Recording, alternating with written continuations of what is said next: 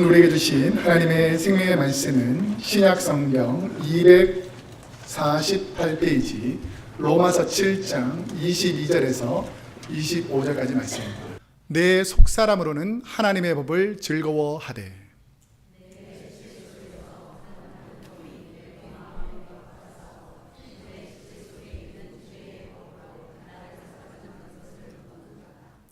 오라 나는 공고한 사람이로다. 이 사망의 몸에서 누가 나를 건져내랴. 우리 주 예수 그리스도로 말미암아 하나님께 감사하리로다. 그런즉 내 자신이 마음으로는 하나님의 법을, 육신으로는 죄의 법을 섬기노라. 아멘. 오늘 로마서 7장 22절에서 25절까지 말씀을 중심으로 인생을 바꾼 성령의 법이라는 제목을 하나님 말씀을 선포하겠습니다. 제목이 뭐라고요? 인생을 바꾼 성령의 법. 여러분의 인생이 성령님으로 바꾸시기를 축복합니다. 저희는 로마서 6장에서 8장까지 나오는 구원받은 성도님들이 성화의 과정을 겪고 있습니다.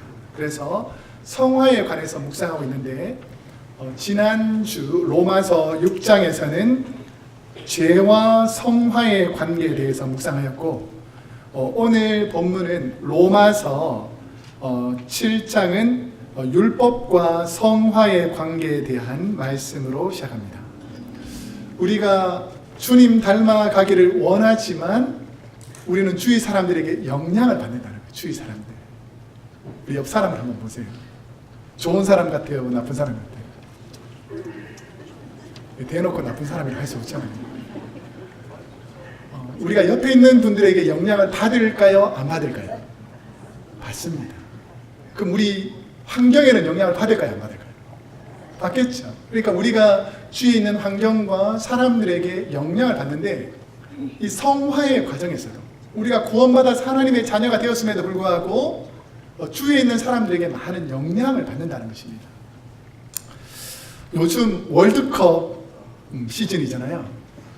저같이 축구를 좋아하는 사람에게는 황금기입니다. 황금기. 얼마나 좋은지 모릅니다. 아침에도 하고 오후에도 하고 막 축구가 계속 나오니까 너무너무 좋은데 어제는 기분이 약간 안 좋았어요. 왜 그럴까요? 네, 한국 팀이 우리가 얼마나 또 제가 또 강력하게 응원합니까? 우리 두 아들이 보더니 우리 와이프한테 아빠는 왜 저래? 말 정말 얼마나 열성적으로 응원하는데 막 앉았다 막 그러면서 응원하는데 졌어요. 그러니까 우리가 지니까 제 마음 되게 아픈데 멕시코 분은 어떨 것 같아요? 기분이 너무 좋겠죠. 제가 며칠 동안 그 주차장 공사하느라고 멕시코 분이 며칠 계셨거든요. 그분들이 되게 이뻐 보였는데 어제는 딱 보니까 참 별로 기분이 안 좋더라고요. 왜냐하면 영향을 받는 것입니다. 영향. 우리는 아무리 영향을 안 받으려고 해도 주위의 상황과 환경에 영향을 받으며 산다는 것입니다. 그러면 우리가 인생을 살면서 크리스찬으로 살아가지만 죄에 대한 영향력들이 계속 우리를 어떨 때는 기분 좋았다가 내 마음에 미움과 시기와 다툼과 분쟁이 있으면 또 마음이 다운됐다가 이런 일들을 지속적으로 반복하고 있는 것이죠. 그래서 이 사도 바울은 로마에 있는 성도들에게 우리가 구원받아서 어떠한 삶의 과정들을 겪고 있는지를 오늘 본문에서 설명하고 있습니다. 우리가 읽진 않았지만 앞부분에 있는 18절에서 19절에 보면 믿음 생활을 바로 하려고 다짐하는 성도가 자주 넘어지는 딜레마가 무엇인가? 우리 18절, 19절 한번 읽어보겠습니다. 시작. 내 속 곧 내 육신에 선한 것이 거하지 아니하는 줄을 아노니 원함은 내게 있으나 선을 행하는 것이 없노라. 내가 원하는 바 선은 행하지 아니하고 도리어 원하지 아니하는 바 악을 행하는도다.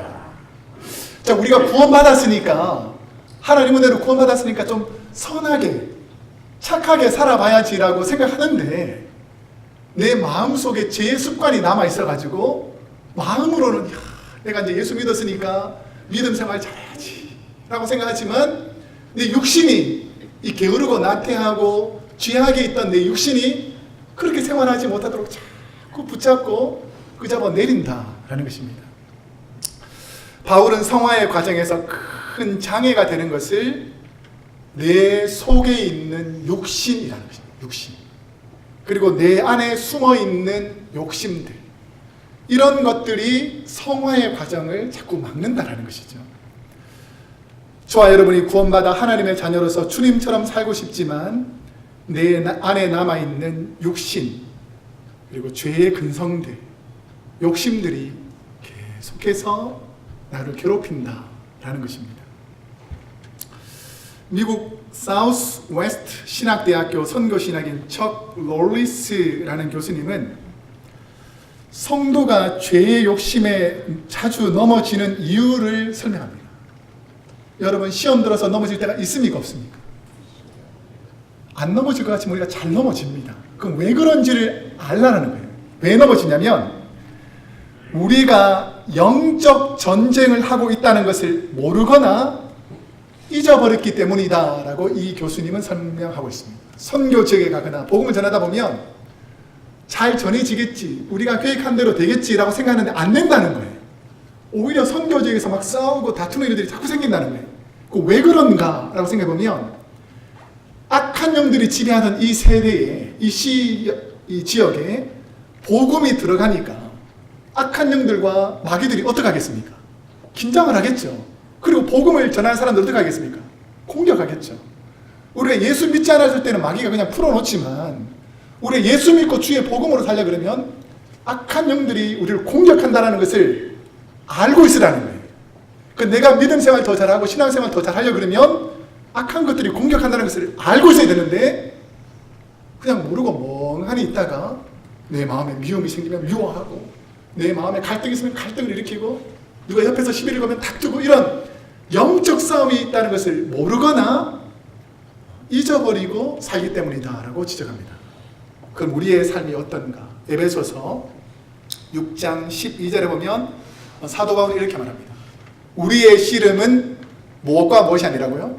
혈과 육을 상대로 하는 것이 아니요.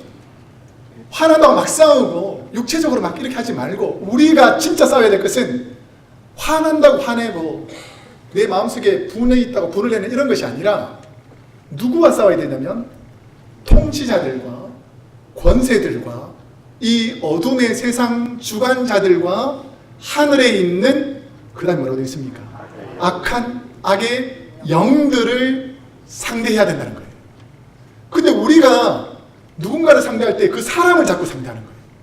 그 사람은 선한데 그 마음속에 미움과 시기와 악한 것을 넣는 악한 영들하고 싸워야 되는데 내 마음속에 악한 것이 들어올 때 악한 영들을 몰아내야 되는데 괜히 육신을 탓하고 인간을 탓하고 사람을 욕하는 것이죠.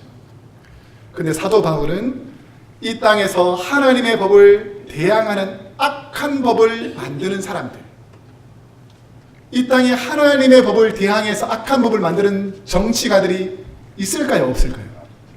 있다라는 것입니다. 하나님을 대항하는 법들을 만드는 정치인들을 이용하는 악한 영들이 있다는 것입니다.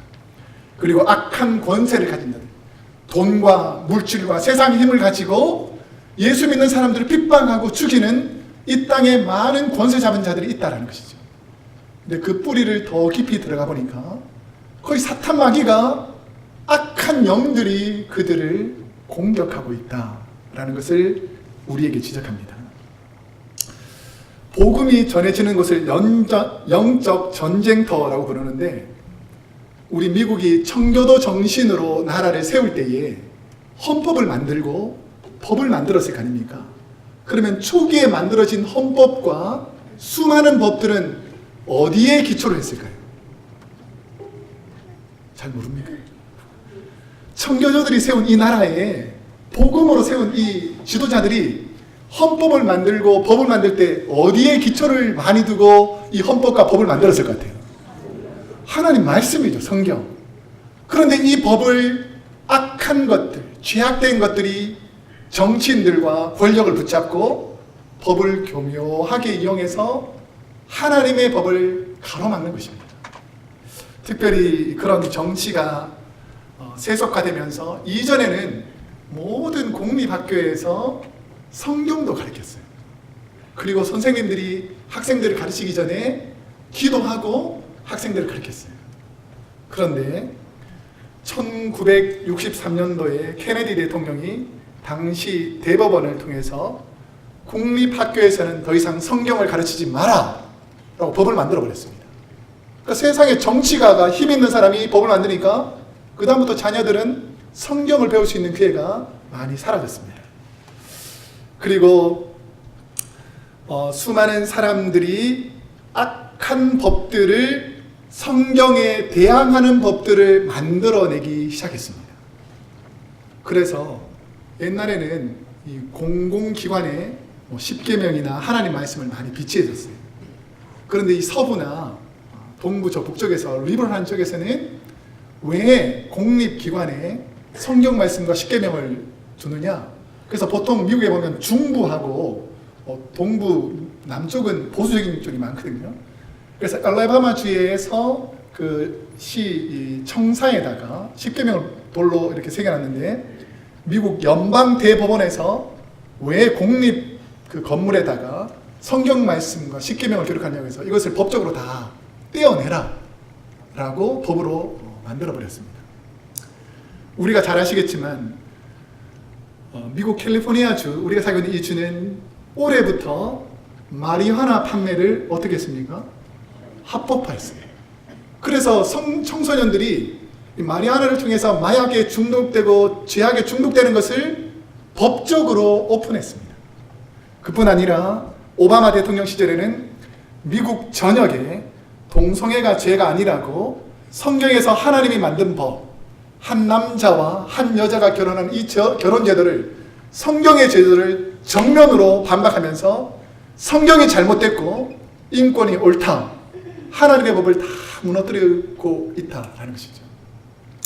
그럼 그 결과 케네디 대통령이 성경을 가르치지 못하게 한 이 이후 30년 이후에 미국 청소년들과 젊은이들이 어떻게 변질되었는가? 30년 전에 비해서 지금 미국 폭력 범죄가 10배 이상 증가했습니다. 사람들이 폭력적으로 바뀌었다는 거예요. 이전에 하나님 말씀을 들을 때는 겸손하고 온유하고 화해하는 훈련을 배웠는데, 이제는 무조건 싸워서 이기는 것으로, 총으로 쏴서 죽이는 것으로 자신의 감정을 컨트롤하지 못하는 청소년들로 만들어버렸다는 것입니다. 그리고 사생아, 부모가 없는 자녀들이 6배나 늘었고, 이혼 가정이 5배, 10대 자살률이 엄청난 숫자로 증가하고 있습니다. 세상의 법이 하나님의 법에 도전하니 인간들이 타락하더라는 것입니다. 마치 감기약을 먹으면 정신이 몽롱해지듯이 악한 영이 지배하니까 거룩한 성품들이 힘을 발휘하지 못한다라는 것을 알게 됐다는 것이죠. 그러면서 성화의 과정에서 성령의 인도를 받는 분들에게 일어나는 내적 갈등이 무엇인가? 우리가 성화를 경험하고 예수 믿는다고 했는데 내 안에 계속 내적 갈등이 있는 거예요. 23절 말씀 한번 함께 읽어보겠습니다. 시작. 내 지체 속에 한 다른 법이 내 마음의 법과 싸워 내 지체 속에 있는 죄의 법으로 나를 사로잡는 것을 보리로다. 내 지체 속에 한 다른 법이 내 마음의 법과 싸워라는 거예요. 이 말은 뭐냐면, 내가 예수님을 믿고 성령님을 영접하니까 성령님이 내 안에서 법으로 역사하고 싶은데, 내 안에 죄가 계속해서 역사하니까 죄가 역사할 때마다 성령님이 마음속에서 어떻게 하겠습니까? 탄식하고 울부짖는 거예요. 너 예수 믿고 구원받았는데 어떻게 이런 죄를 짓느냐라고 성령이 내 안에 역사하니까, 이전에는 죄를 지어도 큰 문제가 없었는데 이제 구원받은 자라서 하나님 뜻대로 살려 그러니까 죄를 지을 때마다 내 마음이 아프고 가슴이 통해하더라는 것입니다. 바울은 로마교회 성도님들이 예수님을 믿는다고 하면서도 성령의 법에 휩쓸리지 않고 죄의 법에 휩쓸린 자신을 보면서, 자기 자신을 보면서 안타까워하고 있다는 것입니다. 그런데 이게 바울 자신도 과거의 죄에서 벗어나지 못하고 주님 닮은 변화, 성화의 과정을 겪는 내적 싸움, 내적 갈등을 계속 겪더라는 거예요. 사도 바울이 이제 사도인데, 내가 복음을 전하는데, 내가 하나님의 은혜를 전하는 사람인데, 내가 복음 전하다가 바나바와 막 갈등이 생기니까 막 화를 내고 분을 내면서 다투더라는 거예요. 내 마음속에도 여전히 시기와 미움, 예수 믿는 사람인데도 복음을 전하는 사도인데도 이런 갈등이 계속 되더라는 것입니다. 이 갈등 문제를 왜 생기는지를 이 로마에 있는 성도들에게 알려주는 거예요. 저와 여러분의 마음에는 무슨 세상의 법과 성령의 법이 싸웁니까? 오늘 교회 올 때에 아무 어려움 없이 오셨습니까? 이게 하나님의 은혜인 줄로 믿습니다. 우리가 영적 싸움을 하는 거예요. 그래서 내가 예수 믿으려고 하고 신앙생활을 제대로 하려고 하면 영적 싸움이 있습니다. 게으름과 나태함, 미움과 시기, 욕심과 정욕과 싸워서 이기려고 교회에서 주님의 말씀을 듣는 것입니다. 위궤양을 계속 방치하면 뭐가 되는 줄 아세요? 위암이 됩니다. 이처럼 악한 영의 지배를 계속 방치하면 여러분에게는 죄악의 질병이 여러분의 몸과 마음을 병들게 한다는 것을 잘 아셔야 된다는 것입니다. 이러한 문제를 신학자 폴 틸리는 인간의 불안함에서 우리가 자꾸 연약해진다라고 말합니다. 인간의 불안함.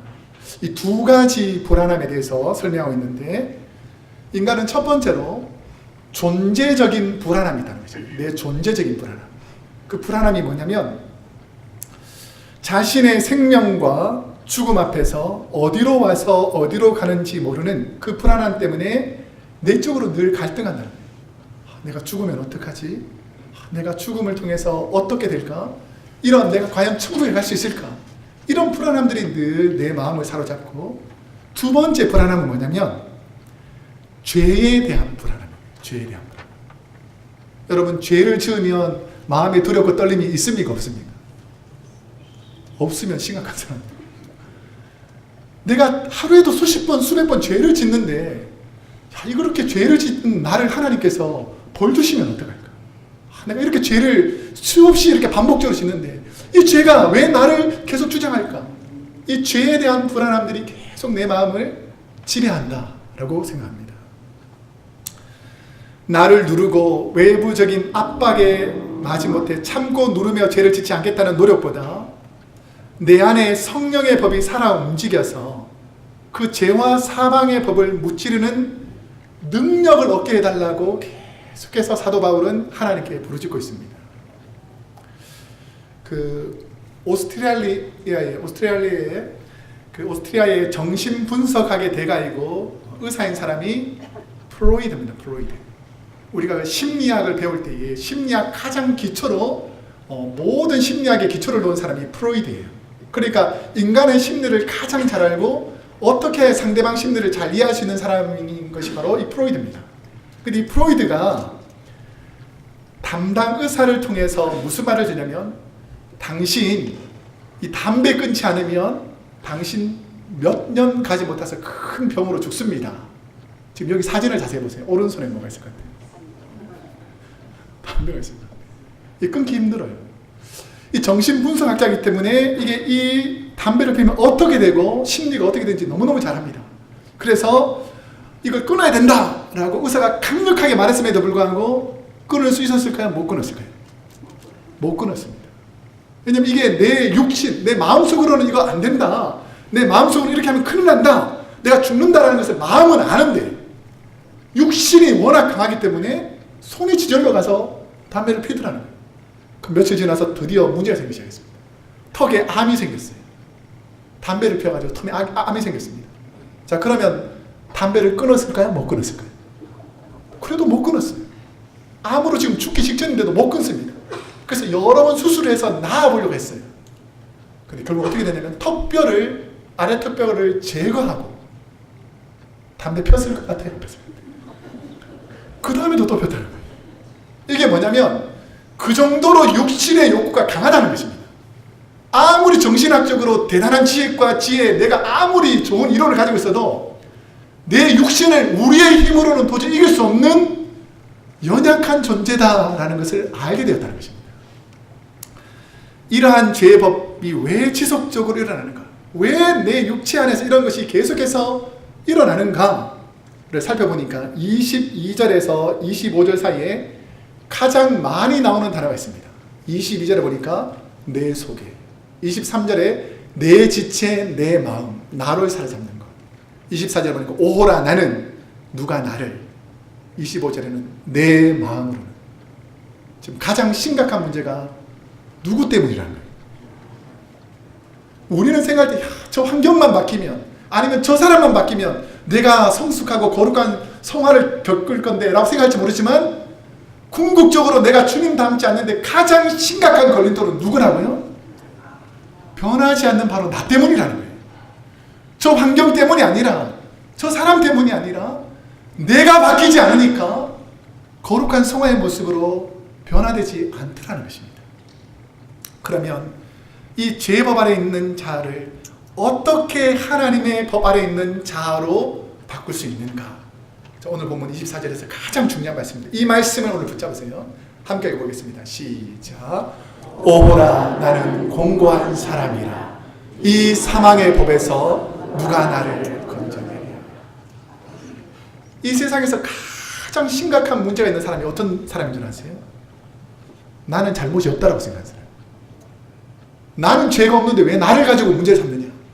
저 사람이 문제로, 이 환경의 문제지 왜 나에게 죄를 묻느냐라고 하는 사람은 안 바뀝니다. 그 고집대로 죄를 짓고 살아가는 거예요. 근데 어떤 사람을 바꿔주느냐? 오라 나는 공고한 사람이라. 하나님 나는 죄인입니다. 하나님이 죄덩어리가 나를 지배합니다. 이 사망의 법에서 누가 나를 건져내려? 이 사망의 법에서 예수님 나를 건져주십시오라고 외치는 사람에게는 성령이 바꿔준다는 거예요. 여러분의 모든 죄악의 문제를 성령님이 바꿔주시기를 축복합니다. 내 힘으로 안 된다는 거죠. 내 잘은 안 된다는 것입니다. 그러니까 내가 도저히 이겨낼 수 없는 이 고난에서 하나님 나를 건져주십시오라고 부르짖는 것입니다. 요즘도 그렇지만 한때 한국에서 공개 오디션으로 음악 방송에 출연하는, 이거 띄우지 마세요. 잠깐만요. 네, 이거 아닙니다. 요 다음에 넣어야 되는데. 공개 오디션 방송이 있었는데요. 기회와 형편이 되지 않는 많은 학생들이 공개 오디션을 통해서 도저히 자신의 힘으로는 가수로 데뷔할 수 없던 사람들에게 좋은 기회가 되는 게 한 7, 8년 전부터 공개 오디션 프로그램이 많이 생겼어요. 그런데 그 중에서 우리 오래전에 나왔던 분인데 3살의 부모에게 버림을 받습니다. 그래서 고아원에 가요. 5살까지 갔는데 이 친구가 우리가 잘 아는 내용이겠지만 고아원에서 엄청나게 구타를 당해요. 5살 아이. 저도 옛날에 그 고아원 사역하는 교회에서 있었기 때문에 가보면 거기는 체계가 대단합니다. 그래서 5살, 6살 안 봐줍니다. 막 때립니다.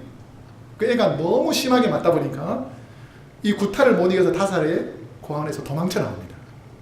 그 살 곳이 없으니까 길거리에 돌아다니는 아이가 계단에서 자고 공중 화장실에 자고 이러다 보니까 눈에 보일 거 아니에요. 그 깡패나 이런 사람들이 껌팔게 합니다. 그래서 껌팔이로 이렇게 살아가요. 그렇게 살다가 초등학교, 중학교는 전혀 다녀보지도 못하고 이제 정신을 차리고 검정고시를 통해 가지고 대전예술고등학교에 입학하게 됩니다. 그러면서 이 친구가 이 공개 오디션 프로그램에 나와서 도저히 벗어날 수 없는 나의 삶의 굴레에서 그 문제를 해결해주는 한 사람을 만나게 되는 이 스토리가 나와요. 우리 영상으로 한 4분 50초 정도 되는데 이 영상으로 먼저 보고 제가 계속해서 설교 말씀을 전하도록 하겠습니다. 유난히 평범해 보이는 한 청년이 다음을 준비하고 있습니다. 저는 22살 최성봉이라고 합니다. 제가 좀 되게 어두운 데에 계속 살았거든요. 지금도 여기 도전한 것도 너무 막 마음이 좀 되게 무겁고 좀 많이 그런데 남들처럼 그 사람처럼 되고 싶어서 노래는 못하지만 그래도 부를 때만큼은 그래도 좀 내가 아닌 다른 사람이 되는 기분이 좀 그런 것 같아요.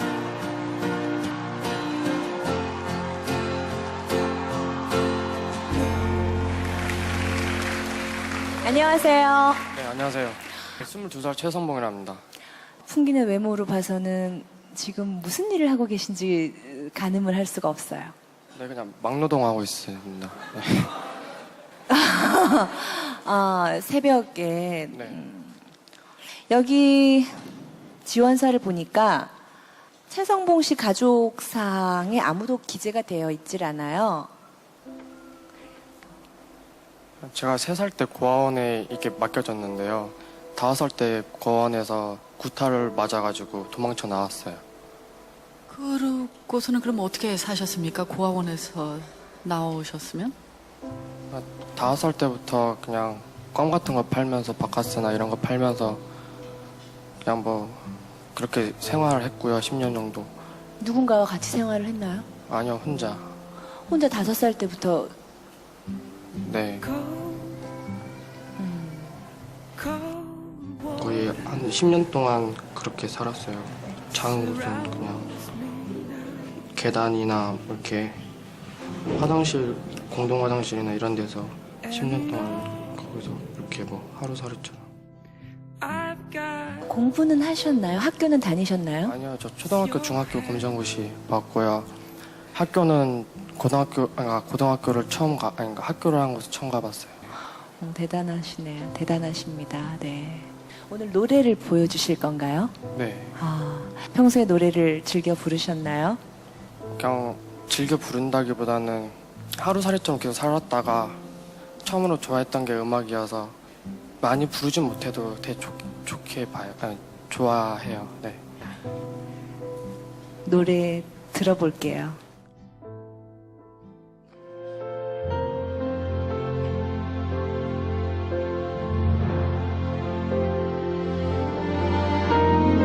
Nella fantasia io vedo un mondo giusto,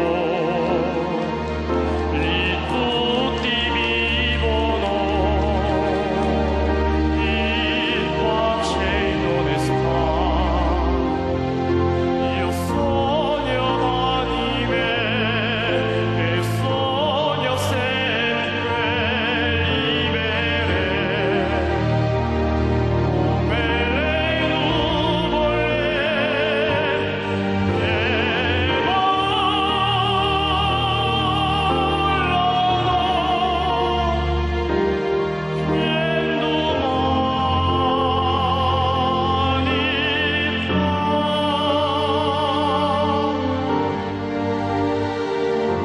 in fondo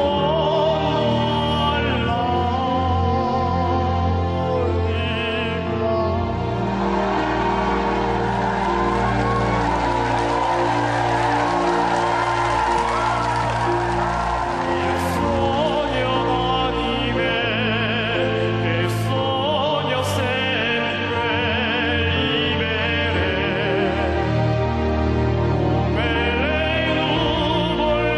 nuvole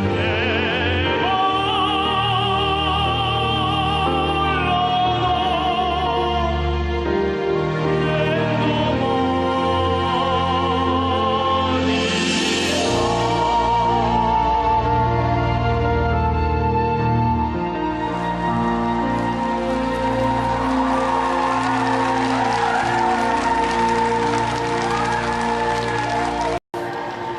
이 영상을 자세히 보시면 그 오른쪽에 있는 한 여성이 있습니다.